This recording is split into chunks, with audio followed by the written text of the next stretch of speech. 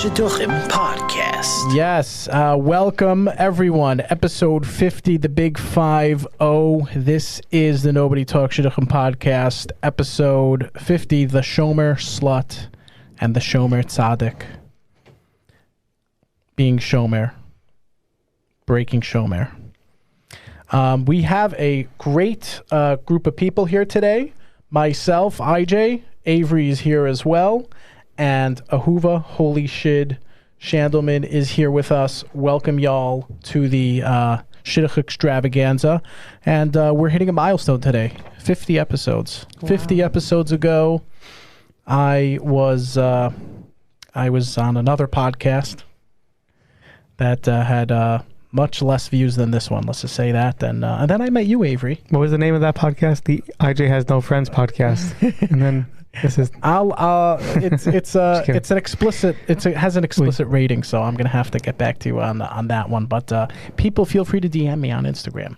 Anyway, so Shomer. Okay, I know it took us 50 episodes to get here. I think we dabbled in it a little bit. Got into some mantra on the way, but this is the episode where we're going to do our best, a bit of a series. We're going to do as much as we can on this episode, and anything we need to continue, we will bring on the right people to discuss that going forward.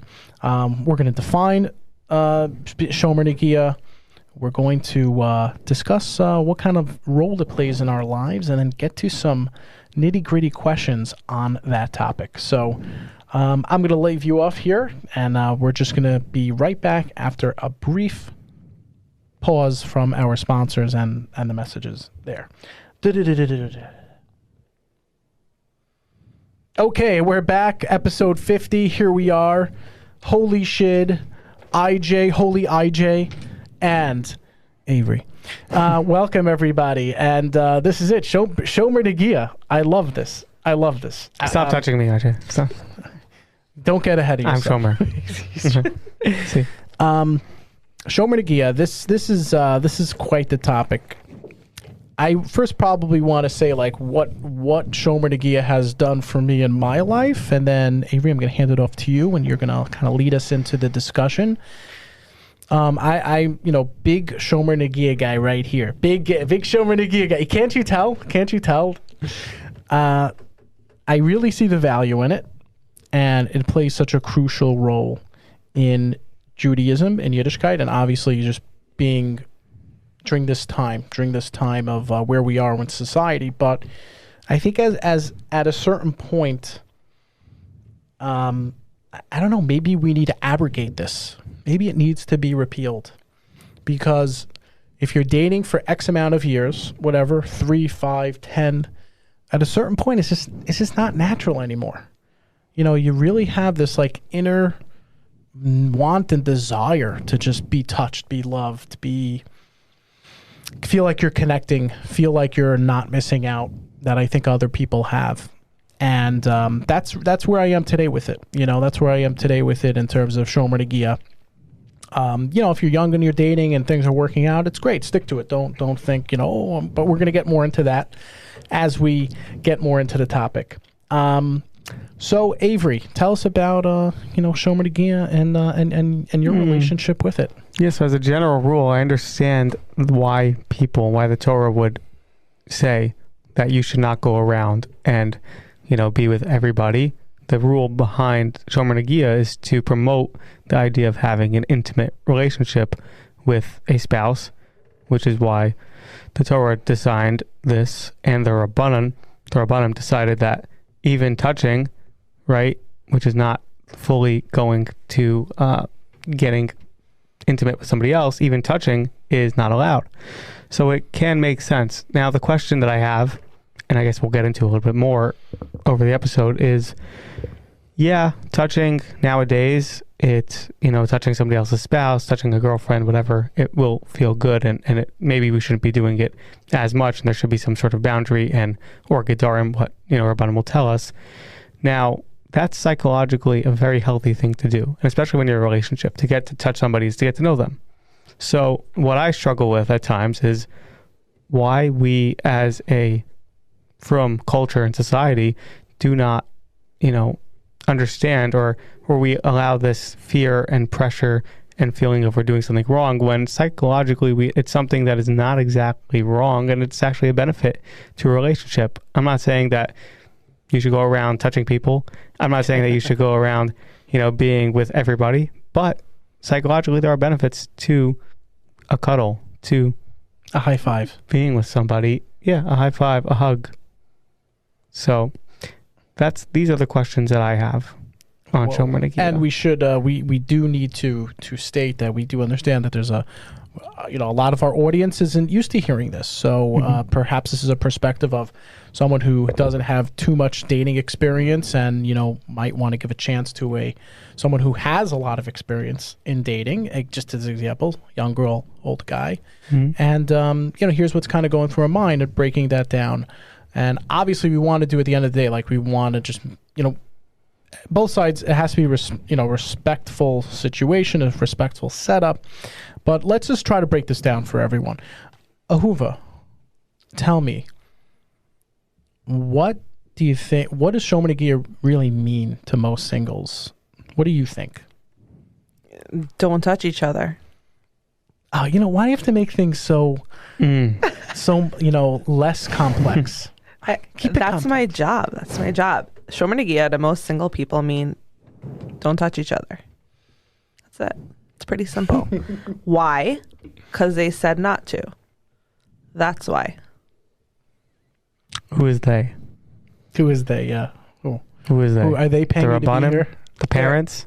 Their parents, their teachers, their rabbanim, their culture, society, Judaism, the Torah. Is that something that's pushed in seminaries? I don't think it even has to be pushed, honestly. So pushed. It's for sure pushed. I don't think it needs to be pushed. It just is. I think a lot. It's like, is Shabbos pushed in seminaries? Yeah. No, I like the correlation between that. I think a lot of girls do find a lot of comfort with Shomer Negiah, not having to touch, saving that for the person you want to be with, and that's the beauty in and of itself. That's the inherent value that I see in it, that you're saving that the deepest relationship, I guess, you could have with someone, aside from talking and listening and having all that good psychological stuff that you're good at. Right. Touching. It's like that's the final barrier. Well, this is a Shidduch podcast. So the majority of people listening, most likely, presumably, do Shidduchim. And in Shidduch dating, you don't really get to meet somebody outside of the realm of a shadchan and a go-between, of course. So the majority of people, you would think, are in the capacity to be Shomer Negiah, at least at the start of the relationship, right? Unless I'm wrong.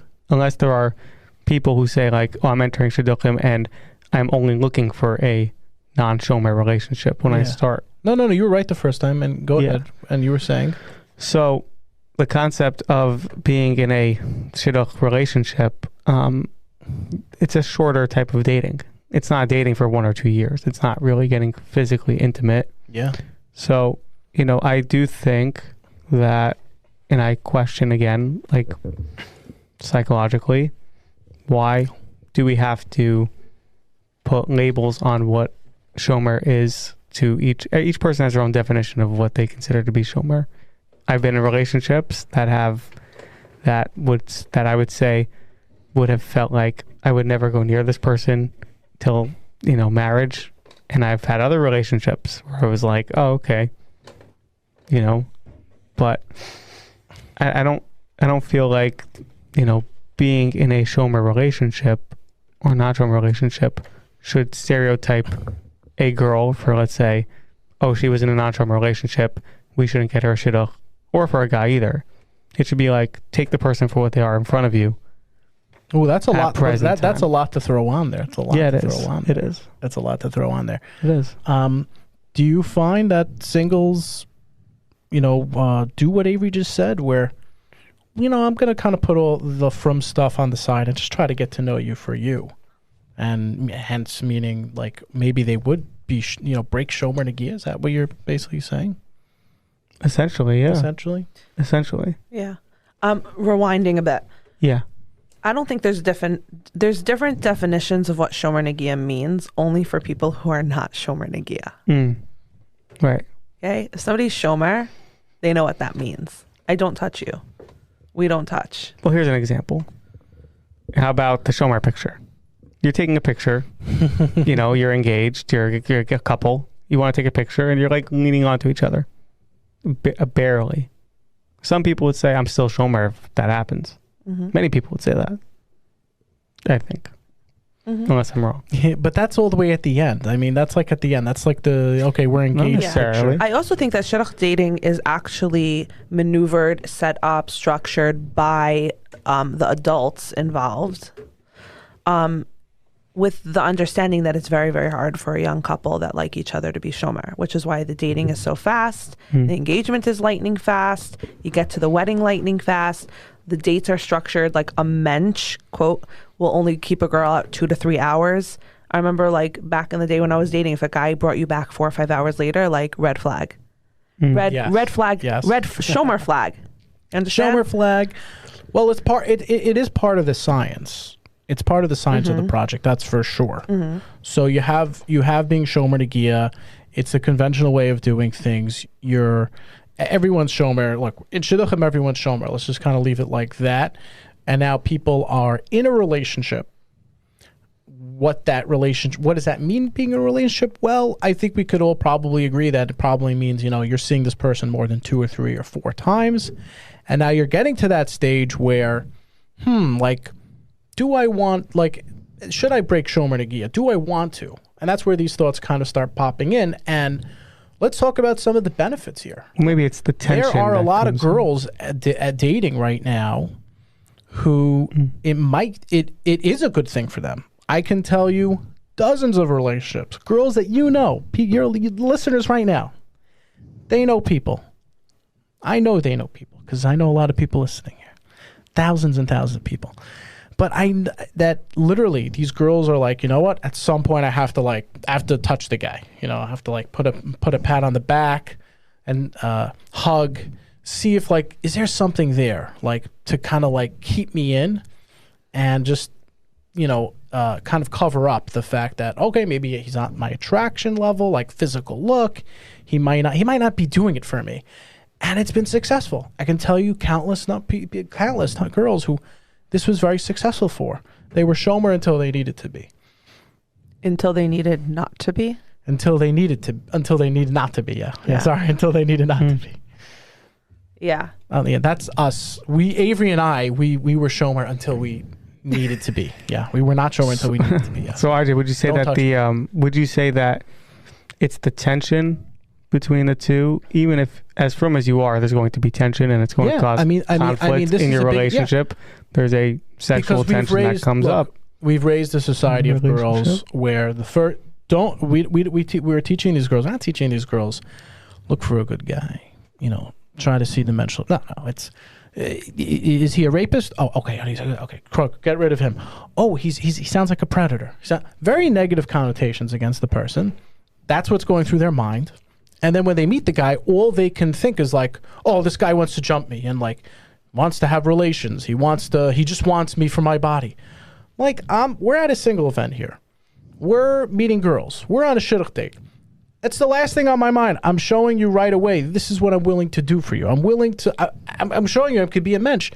And let's just put that aside here. I want to get to know you for you, and we don't have to touch. But I see it with girl after girl. They're just looking at oh, this guy's he just wants me for me. First of all, don't flatter yourself, ladies out there. I've never seen that. Come on. You have, and we've talked about it. You don't remember that one the other day who pissed you off? That one. Oh, yeah. Well, that's a different story. Oh, okay. That's a different story. But it's similar. And I think that's there's a lot of issues. Let me think. Is that so I mean, that's an area where I think Shomer is really just not so good for these girls. And for the guys, I mean, the guy's a whole different boy, a whole different boat. Well, Shomer for the girls carries a big stigma. I think if you're, I go back to, and I'm not saying it's right or wrong, Ahuva, you can correct me on this line of thinking, but when I was growing up, I would be told, oh, that girl, she gets around, she's been with people, she carries this stigma going over years, even if nothing necessarily happened with her. Right. But the idea that she would hang out with guys and that guys who go hang out with girls come back from their yeshivas, and there's nothing, no stigma, anything attached to them. But the girls, they're the worst. They are. Yeah. They didn't do show. Girls are receivers, right? Biologically and psychologically, emotionally, energetically, we receive. Mm-hmm. Okay, so we end up emitting what we put in. What we put in, we exude. We're reflectors. Okay, feminists out there might not like this idea, but it's the truth. We don't. Women receive the men. Yes. So it impacts a woman more long term if she's received so many men. Mm. It leaves like a residue. Mm-hmm. How do you spot that? Is. Bit precocious, if you'd say. How can you spot that on a girl? Can you?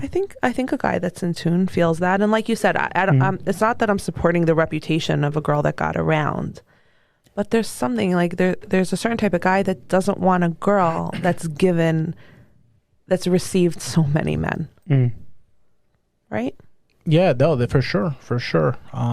Emotionally, physically. I don't mean like just sexually. Yeah.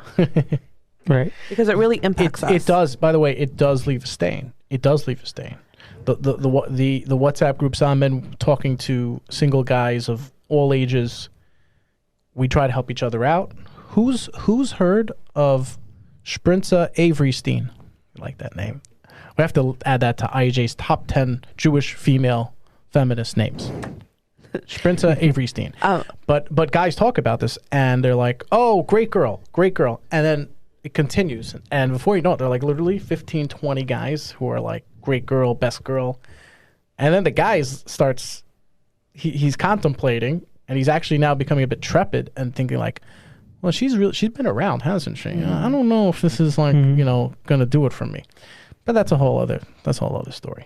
Yeah. That's why I'm a proponent of, in the relationships that I'm in, what I'm a proponent of is early boundaries about what is going to happen and what's not. Meaning if you start a relationship with somebody and they're from people, the Rabbanim and the yeshivas will call it Gedarim, it is very important to I'm not going to tell people what they should do hashkafically or not, but from what I've seen in relationships, I was in a relationship with somebody, and actually it's a friend of mine. So this person told me that in their relationship, they were having conversation, communicating, what they were feeling about how they should say Shomer or if they want to. And the girl just kept saying, and they weren't doing anything crazy.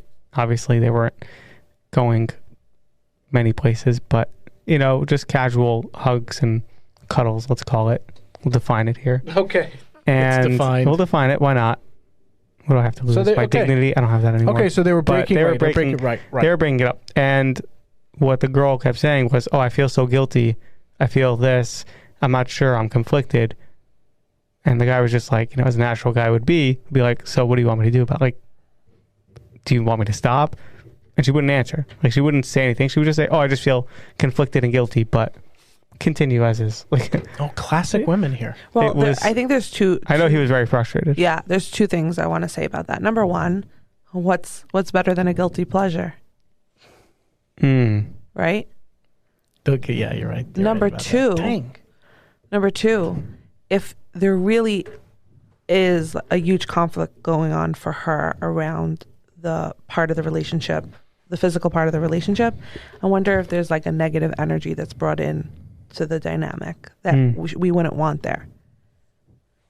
Why should somebody be conflicted? Like you said, taking Judaism out of this picture, that's like a healthy part of a relationship, physical touch. And here she is in a relationship with somebody she obviously likes, cuddling and like being ripped by guilt.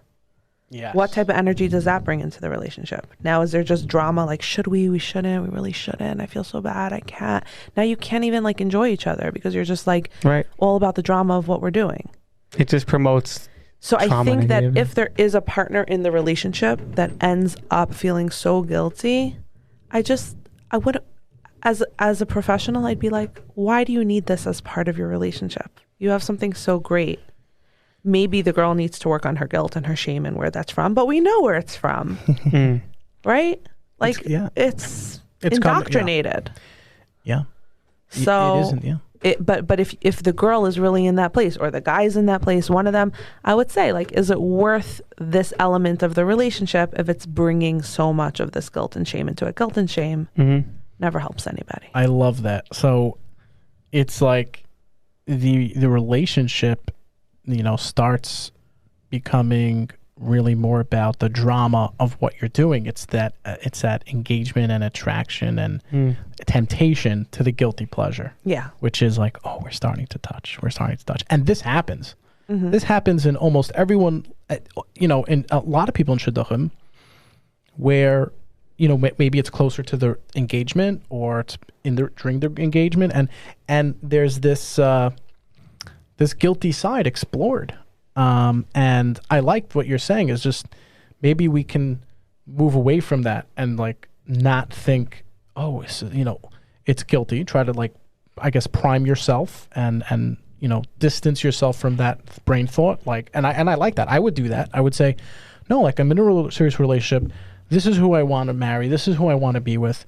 And I'm really ready to just put that aside because I have to explore this fully. I have to really tell myself. Now, on the other end, though, I mean, the other side of it is like, you need the boundaries. You need this aspect that can kind of, I guess, bring you more into it. Allure you more into the relationship, and then all of a sudden you find yourself married, and maybe you want to get out of it. You don't want to get out of it. And you see, IJ, one of the issues that I've seen and heard from people is that there's two things: a lack of communication over what those boundaries are. People enter relationships thinking one person thinks this is going to be a totally non-Shomer relationship. He can do whatever he wants, and the girl either gives in and is submissive to give whatever they want. Yeah. Or the other way around, where sometimes when the girl starts and gets the guy, a former guy, let's say, to do something he wasn't intending to do,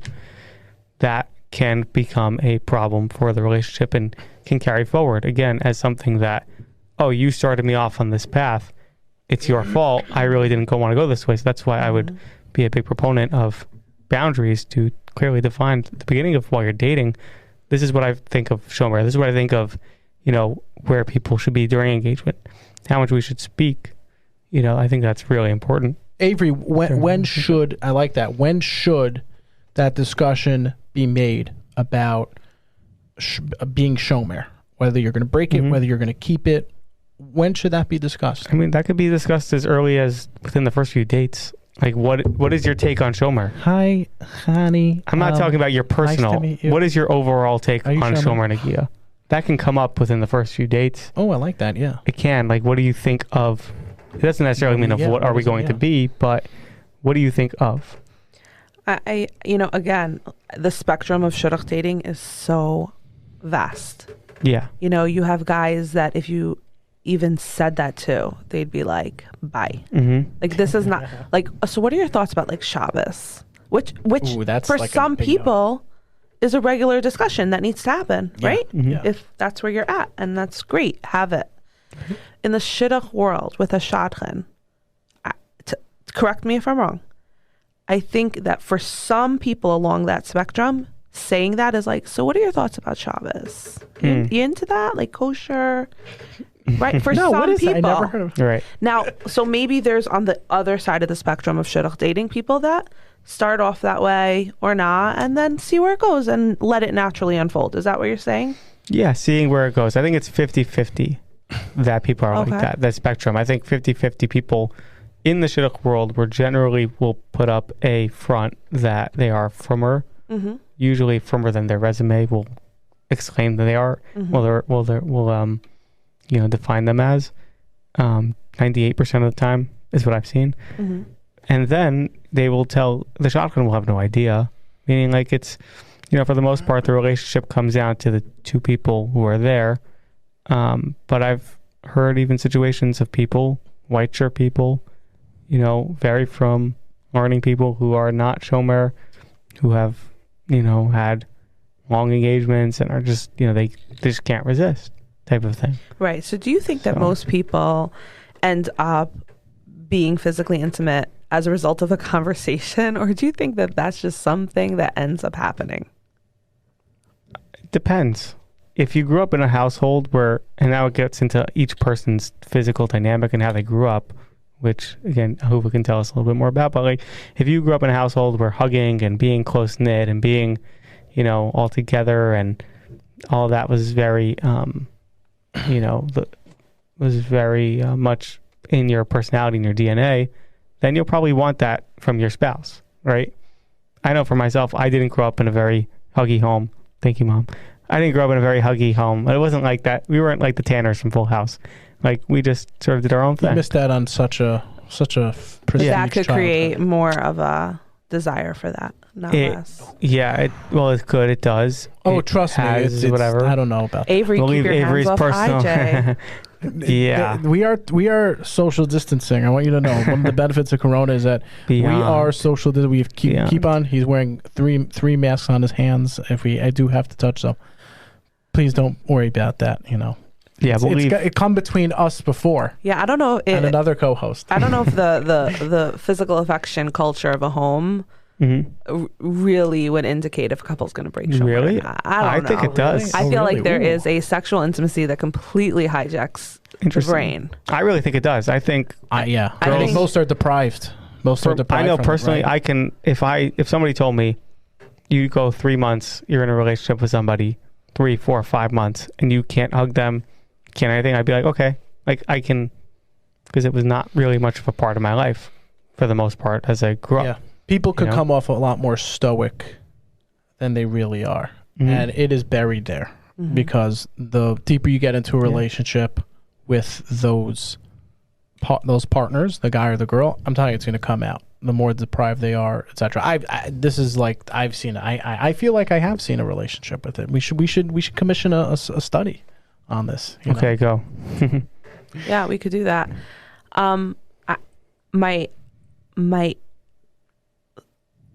My opinion on it, like based on nothing, is that there's something that happens between two people that are intimately involved where a sexual chemical reaction starts to take over the brain and choices and decisions and rational thought leaves your control. And people that already have a set of standards or beliefs or a moral code in place can stay within it if they really want to. And people that have a looser relationship with the rules, in quotes, if they want, it would go out the door. At that point, when that reaction is happening between two people, all hell breaks loose. There's the prefrontal cortex is offline, and there's this more primal, animalistic, physical intimacy that begins to grow, and you just cave into that. Right. Now, if you are Shidduch dating, there's a lot in place to prevent that from happening, A. And B, if you're committed to that not happening, then you're committed to that not happening. Who are we kidding? Married couples also have times when they can't touch each other. Marriage doesn't really solve this issue. And I think in some of the former dating couples, when Shomer starts getting loose and there is part of the couple or both that are very committed to halacha and want to continue being committed to halacha, they're like, oh no, what's going to happen with Nida? Right. Is this a person that's going to be able to build a home with me in that way? Even though they both participated in this, they start questioning if they're really husband and wife material. Well, I would put that Nida category into, let's say, first of all, Shomer Negiah is a derabanan. Let's clarify some of the halacha behind it. Shomer Negiah is a derabanan, meaning certain parts of it, touching, whatever, and it's a safeguard in place so that you're not actually with a nida while you are, if you see a girl, meaning it's the touching part, cuddling, hugging, whatever. That part would all be derabanan, compared to taras mashpacha, which is completely D'oraisa. That's one of the biggest. That's up there with Shabbos but and kosher. Most Shidduch dating individuals want to keep D'oraisa and D'Rabbanan equally. I don't think they're pulling it apart that way. People that are not practicing Shomer Negiah, they love to pull that apart. Well, it's really D'Rabbanan. People that are Shomer Negiah, it's irrelevant if it's a D'oraisa or D'Rabbanan. They don't care. God said no. Okay, and then go back to Adam and Eve. Right. You're allowed to touch it. You just can't eat from it. Mm. Welcome to like Feel so guilty. Shomer Negiah 101. Right. You're allowed to touch it. Oh my God. So that's where it all goes. We know the slippery slope. We know the downward spiral. Yeah. You know you're going to touch her, and then it's going to go there, and then it's going to go there, and then it's going to go there, and there. Does that end up fogging up relationships, you think, a lot? It's supposed to fog up relationships. In a negative way? It's supposed to fog it up. In every which way it does. In every which way. It's a fog machine. Mm-hmm. So anybody who's not Shomer, who is completely Shomer, let's say, so they're less fogged up. You would think. You would think that they're more clear-minded when they're making decisions. Yes. So they're saying, okay, I'm engaged. I'm getting engaged, right? Let's say you're getting engaged this week. I'm Shomer. I have a better understanding of this girl and what's going to happen, what's going to do for me in life than somebody who has been intimate. You'd have to put two equal scenarios side by side, right? Like the health of the people, the insight, the awareness, the amount of time they dated. You'd have to make it equal on both sides. If you made it equal on both sides, physical intimacy with another person is a fog machine, and it is supposed to be. It is supposed to be. And by the way, I think that there's a bit of a fog machine even with, I guess lust in general, or that physical attraction. Like when you're in a relationship with somebody and they're like God's gift, and then you're not in a relationship and you're like, what did I see? Like, she's not even that, right? There's a fog machine effect that happens between man and woman in a relationship. I think it's part of the sexual tension. And I think being physically intimate is fog machine on like steroids. You can't see anything. Whereas having an intimate relationship without the touching is still foggy, but you could see through it. You cannot see through the fog of a physical, like when you're physically intimate. Sexually intimate, you can't see a thing. I believe that. You can't see a damn thing. Yeah. Can I say that on here? Yeah, you can. Yeah. Well, what other chemical? We already said aspects. I know you mentioned. What other like chemical like in the brain? All the feel good ones. What else? All the feel good. Oxytocin, right? Oxytocin, dopamine, you get hooked. serotonin. Yeah. There's chemicals that are released with the chase, and then there's chemicals that are released with the acquisition. Right. So anybody in a Shomer relationship will still get the chase high. There's a chase high. That's the fog machine right there. Right. But people that are not Shomer, and again, it's like a spectrum. Like they get the chemicals of the chase and then the acquisition, right? Because they're actually getting something, right? So there's good chemicals all around that help people get married. Too much. That's why they say Justin Bieber went insane in his early 20s because he overused all of his dopamine. Yeah. From doing all these crazy things when he was younger. So you can overdo it. Yeah. I bet. Yeah. It's an interesting thing. There's actually another chemical in the brain. I think it's called like delta something. I'd have to look it up.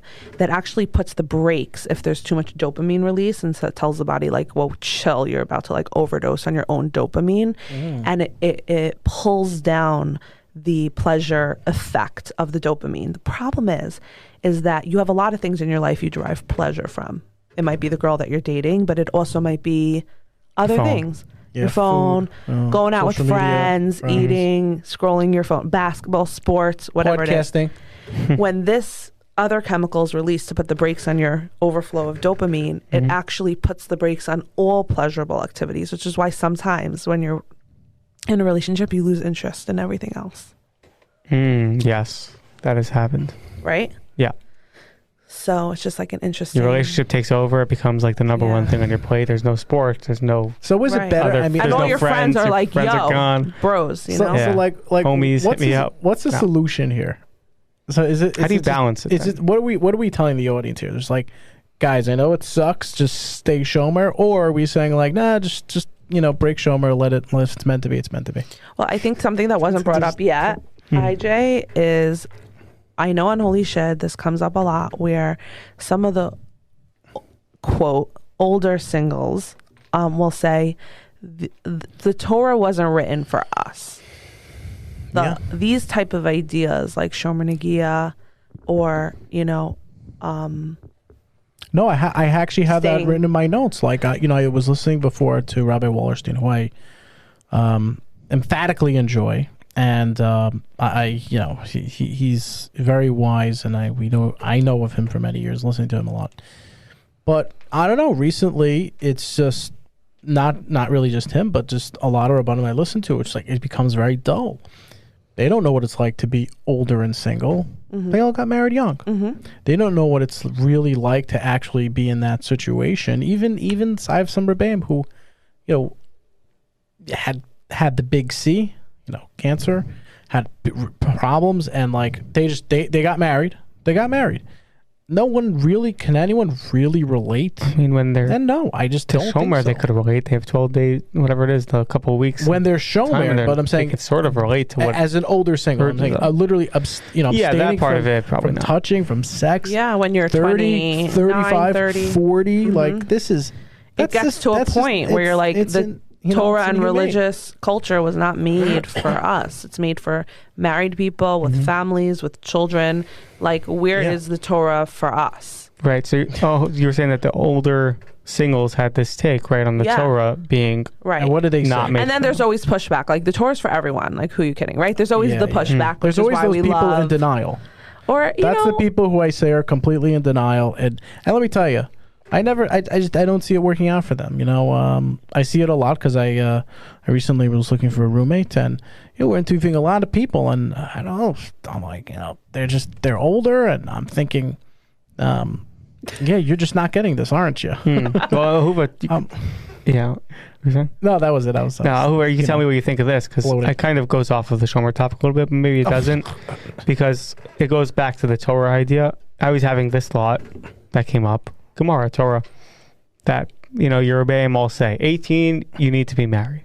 18 years old, you're ready, you're ripe for marriage. I'm like, hold on a second. First of all, back when they were getting married, life expectancy was what? 60? Right? That was the age. That was the age. People live till 100, 90, at least mid 80s. Ow. So 18, you're like, literally, you're at a quarter of your life. Now you're not. Nowadays, you're not. Yes. So why do you think alone time? Yeah. There's a lot more time. Why do you think that 18 and a lot of people still in the frum community push their kids at 21, 22, whatever it is, not ready for marriage? Issues have happened sometimes, whatever. But this comes back to the idea of the Torah adapting to today's society in some ways. I'm not saying that we should totally give up on traditional values. Yeah. But there is an adaptation that... Well, if you don't adapt it, right, then you have this healthy male adolescent that doesn't have any outlets for their sexuality. Yeah. So they're saying, let's get him a woman. Right. Problem solved. That's basically the idea. Otherwise, they might sin or fall or get involved in other activities. Yeah. So the idea is to take a young boy, yes, and give him a woman so that he doesn't will solve his issues, fall into other bad things. I think that's the idea. Anybody have other ideas around that? No, well, that is the quintessential, plan, purpose. That's the overture that they try to set up, and it does work to an extent. One Pesach I was away on a program down in Orlando. And we went away with family. Very, very nice place. I had a good time. The family didn't like it. It was all Hasidim. I was with my people. I think your cousin was there. Anyway, this guy sits down. We start schmoozing with him. And then before you know it, my father and him are just like conjugating in Yiddish. Anyway, turns out this guy, his grandfather's like a very big Rebbe, a real Rebbe. I'm not like, oh, he's a Rebbe. He's like this guy, people would know him if I probably mentioned his name. Yo, shout out. Anyway, he says, he's like, we're like, so who you here with? He's here with a bunch of guys. He's like, I think he was like 34. He was divorced. And he was talking about some kids, and he had like kids in their teens, and we're like, can you explain this for a second? He's like, oh yeah, he's a wild kid, getting kicked out of yeshivas, that the other 15. He got married, I think, at 15 or 16.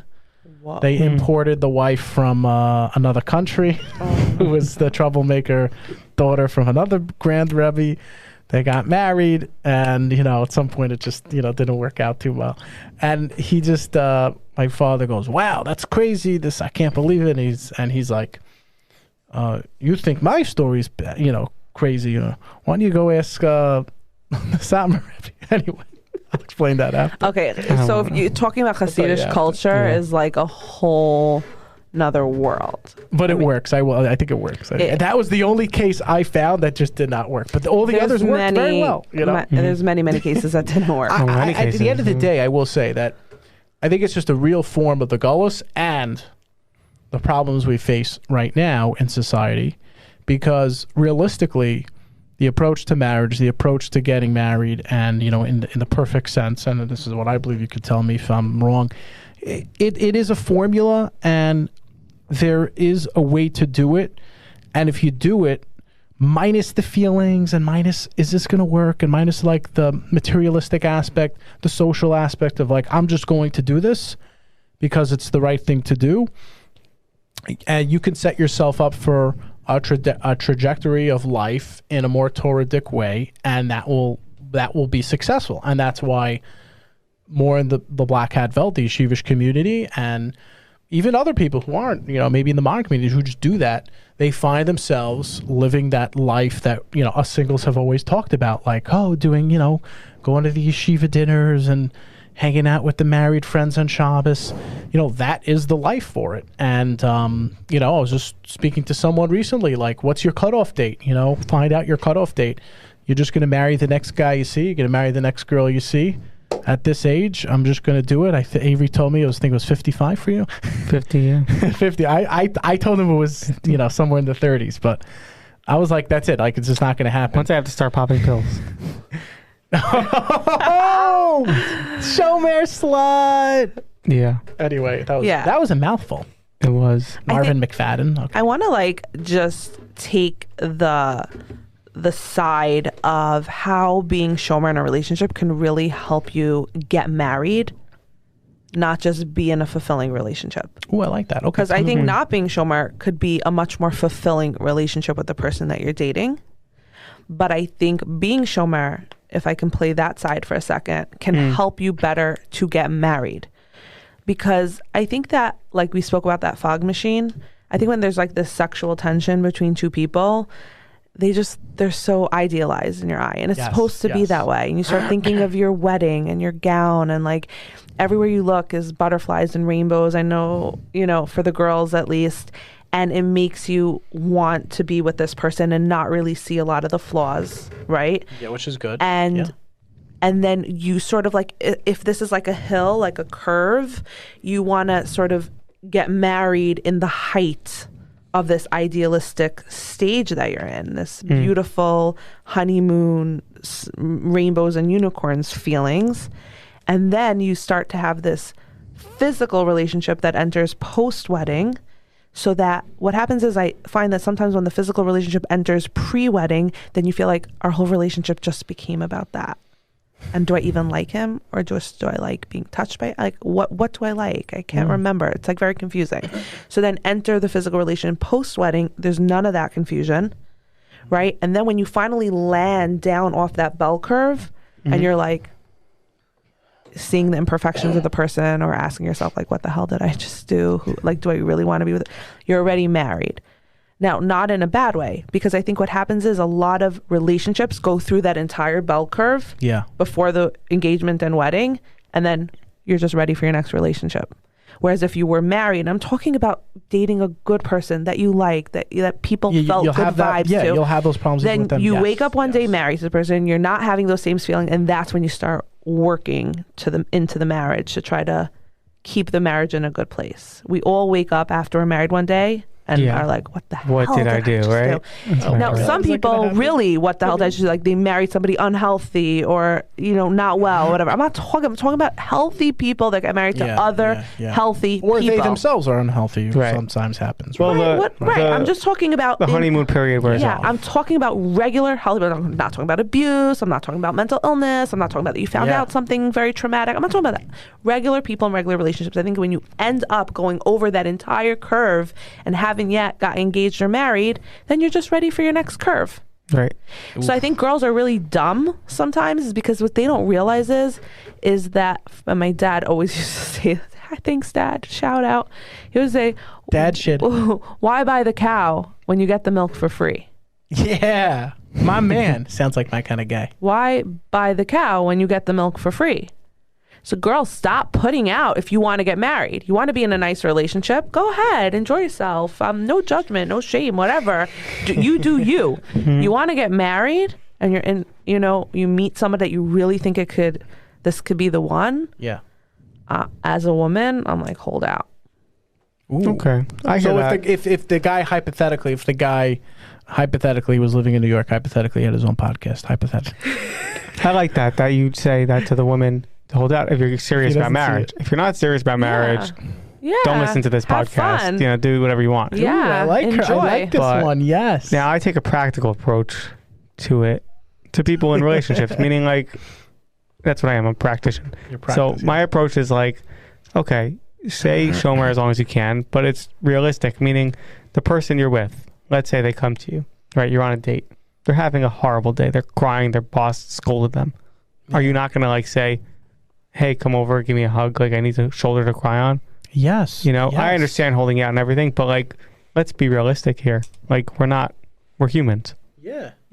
So, but you can still consider yourself in a Shomer relationship if you slip up and don't. There's also another thing people have fears of, I've heard from friends and people who've been in relationships is, you do something once. Oh, that's it. Now we don't have to do it anymore. Mm-hmm. Like, oh, that's it. But now we already crossed that line. That's it. We're done. We're not Shomer anymore. And it's not true. You can still go back to where you came from. Okay. It's good. Yeah. Yeah. Dude, I'm totally driving with you. I get exactly what he's saying. Yeah. Tell us, doctor. Tell us.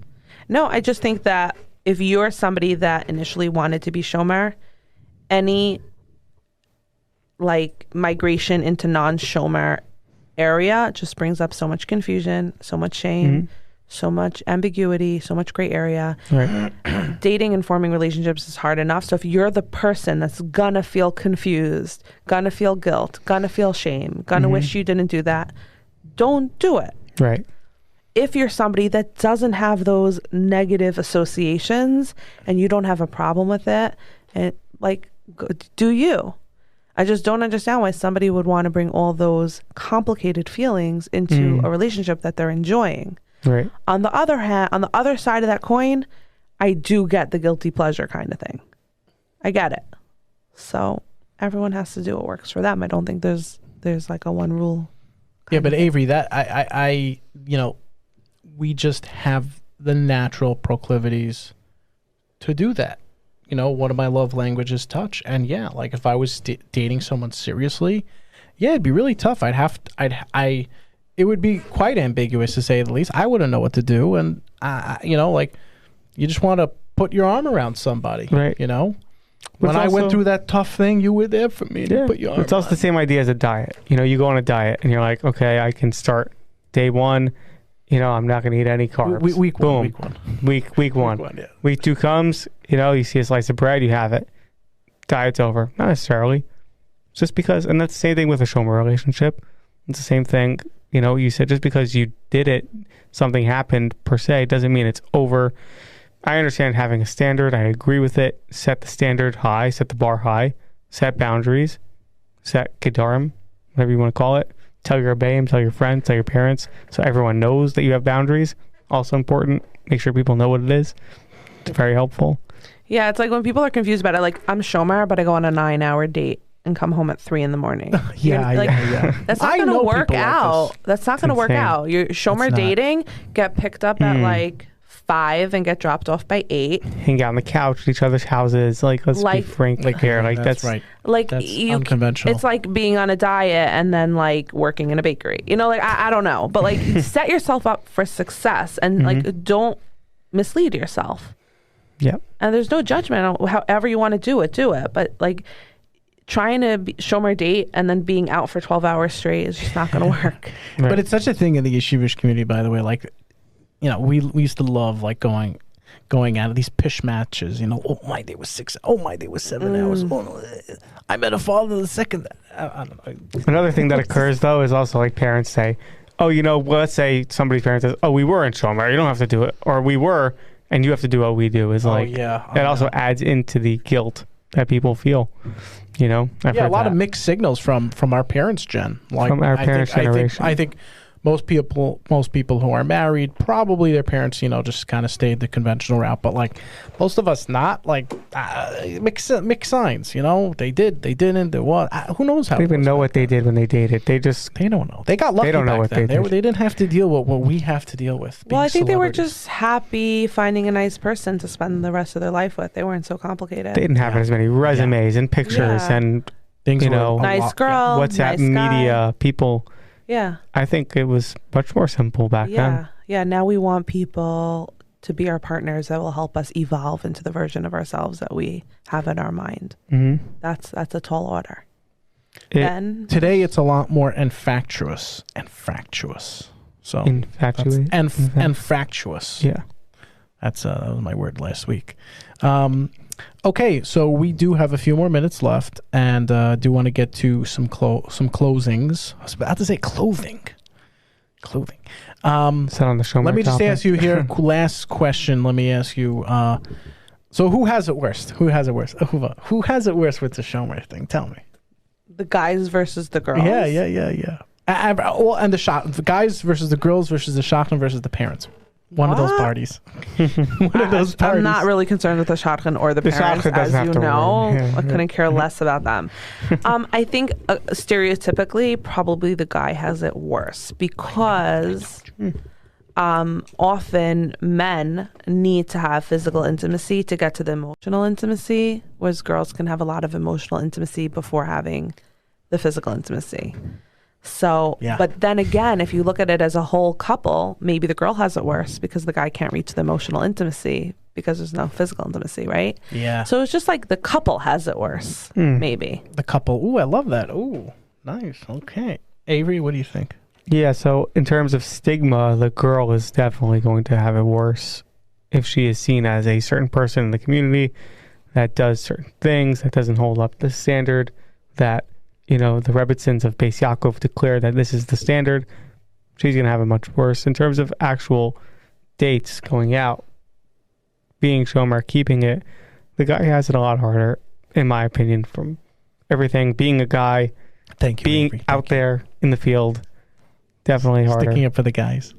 Yeah. I love it. Definitely. Okay, awesome. So we're going to get to our closing. I'm also going to do like a cute sticky lightning round. Oh my God, I just used cute and sticky. I'm so Jewish. I can't. We'll do like a mini lightning round. I don't know. I have something planned, okay? And we'll be back right after this. Great points, Ahuva and Avery. By the way, take a look at this. We got some fun stuff up on the webpage at shidduchpodcast.com. I mentioned Rabbi Wallerstein. He gives a great Shomer Negiah pep talk. So check that out. It's shidduchpodcast.com under articles. And also, here's a link to a video of a discussion that I loved. Here's why you should, maybe give a smoker a chance. And it's actually featuring our very own Ahuva Shandelman, a holy Shid. Also, if you want to know what she looks like, that link is on our website as well. It's shidduchpodcast.com under articles. shidduchpodcast.com under articles. Okay, so I basically have like this mini lightning round, basically. Okay, I want you to think of some celebrities right now, okay? Just like get the celebrities in your mind, okay?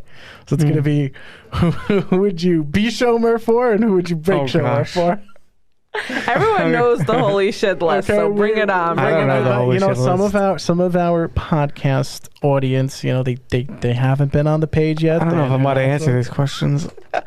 This is gonna be great. Okay, check the wall in my room. I'm getting some like Morgan Freeman vibes. Oh my God! Ew. No, I'm never coming back. I'm never coming back. Okay, all right. It makes sense. Okay. Come on, give me a better one.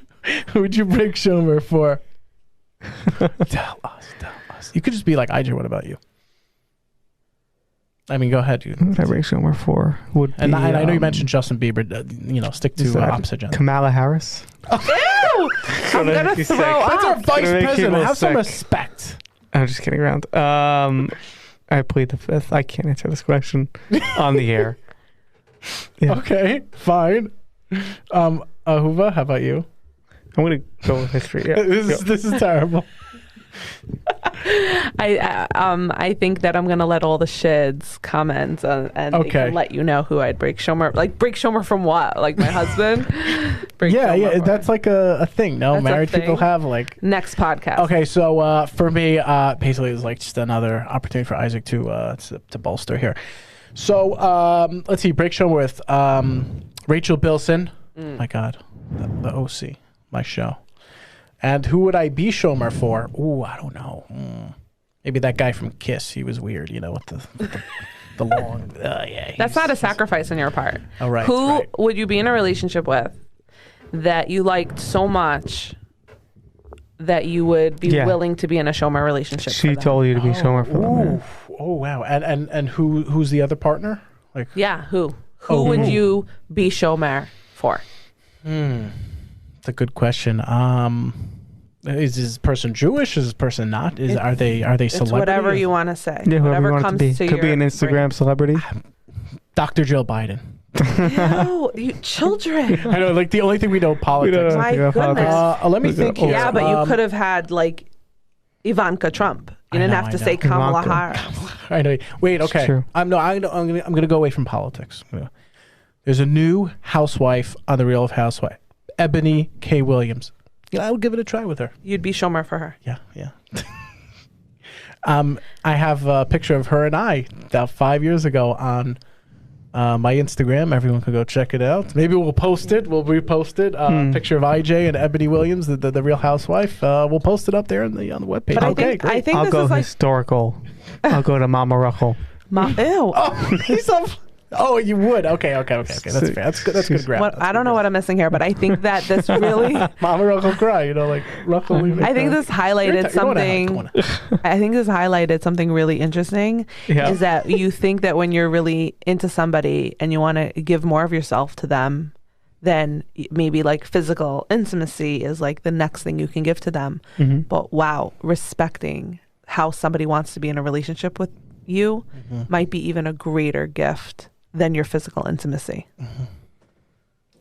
Oh my God, I love that. Profound. Wow. Okay, let's get to our closing. Very, very interesting lightning round there. Bit eclectic, but reflected the host very, very well.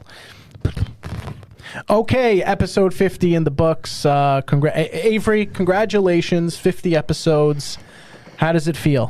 Feels like I'm a champ. No, I'm just kidding. Amazing. We're in the infinite game of life. So keep coming, keep plugging along, and hopefully we'll keep doing some episodes and people like and listen. So happy to have you guys get to break Shomer after 50? I won't even give him a Shomer 5. We'll do a Shomer picture. Hold on. How far are we? This is a pen high five. How far are we? We'll do one of those Shomer engagement pictures with the flat. It's just I'm going to take one. I'm going to take one right now, and you'll post it on the website, your Shomer engagement picture. I would just say very clearly that you stay away from me and my family, you sicko. Anyway, Ahuva, thanks for being with us, sharing your thoughts, your ideas, and giving us, a little bit part of the palatial Shid world. You're welcome. Anyway, it's been real 50 episodes. This is the Nobody Talks Shidduch podcast. IJ, Avery, Holy Shid, Ahuva, happy face, smiley face, silly face, signing off for the last time. Have a good night.